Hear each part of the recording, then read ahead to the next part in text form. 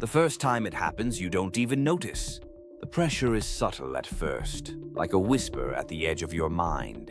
You're walking into a room, stepping onto a stage, sitting down at a desk, or staring at a blank page, and something in your chest tightens, something in your stomach twists.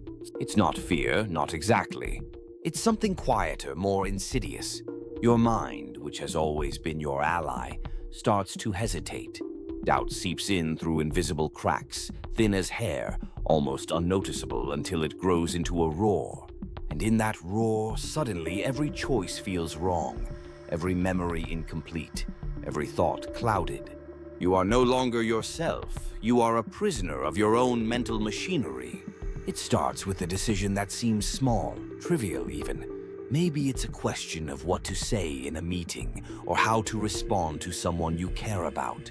You pause, you think, you try to weigh the options, but the pressure is already there, like heat pressing against the walls of your skull.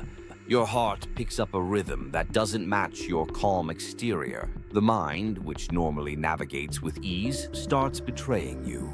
It offers doubt instead of clarity, hesitation instead of instinct. And each time you catch yourself overthinking, overanalyzing, you feel a tiny spark of panic. Not the kind that screams or shouts, but the kind that creeps, slow and deliberate, into every corner of your consciousness. Under pressure, the brain is both a fortress and a trap. It's an organ designed to protect you, to anticipate threats, to keep you alive. But when the stakes are high, the mechanisms that serve you so well in moments of danger can become your worst enemies. The prefrontal cortex, the seat of rational thought, begins to falter. Stress floods your system. Cortisol courses through your veins, and suddenly, what you once considered a simple choice feels like navigating a labyrinth in the dark. Your mind, hyper-aware, begins hunting for threats that don't exist. Every potential mistake becomes magnified.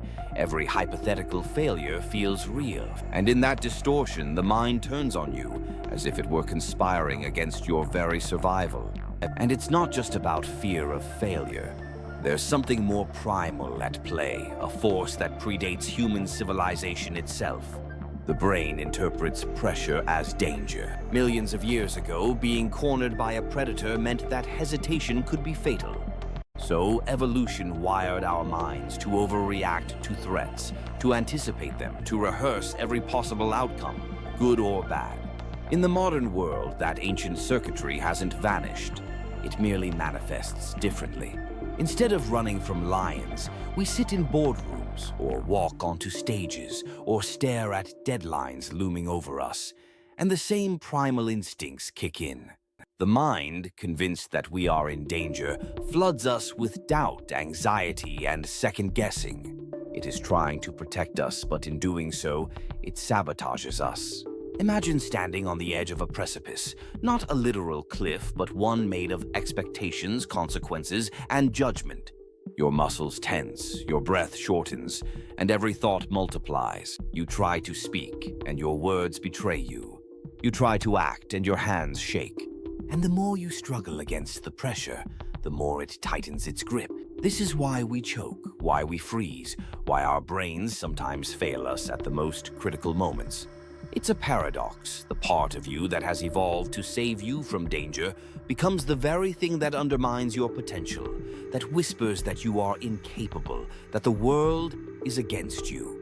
But there is another layer here, subtler, harder to recognize. Under pressure, we don't just struggle against external expectations. We wrestle with our own inner narratives.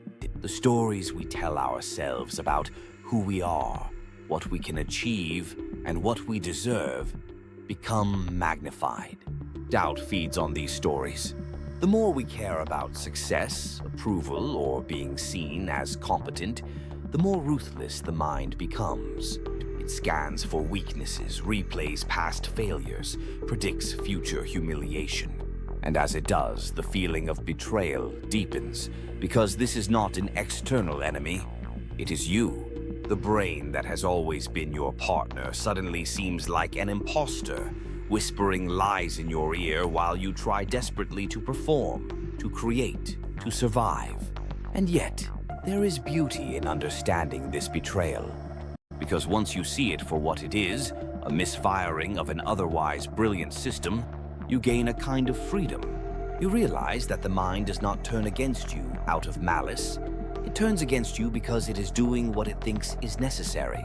And when you recognize this, you begin to see pressure differently. It is no longer an enemy to fight, but a force to navigate. You can learn to anticipate the trap, to acknowledge the whispers of doubt without letting them dictate your actions. You can train your attention, your breath, your focus to ride the storm rather than be consumed by it. And here is the paradox that defines the human experience. The very moments that feel like betrayal are the moments where growth occurs. The tension, the anxiety, the hesitation, they are indicators that you are stretching, that you are reaching, that you are stepping into territory where mastery and fear coexist. The mind will always attempt to betray you under pressure, because pressure reveals the gaps between who we are and who we want to become.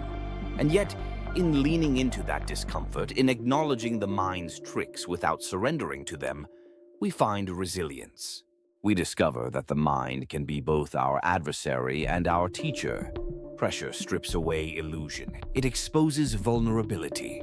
It makes the ordinary extraordinary because it forces clarity in the midst of chaos. And when you finally step through it, when the storm in your mind subsides, there is a moment of profound stillness.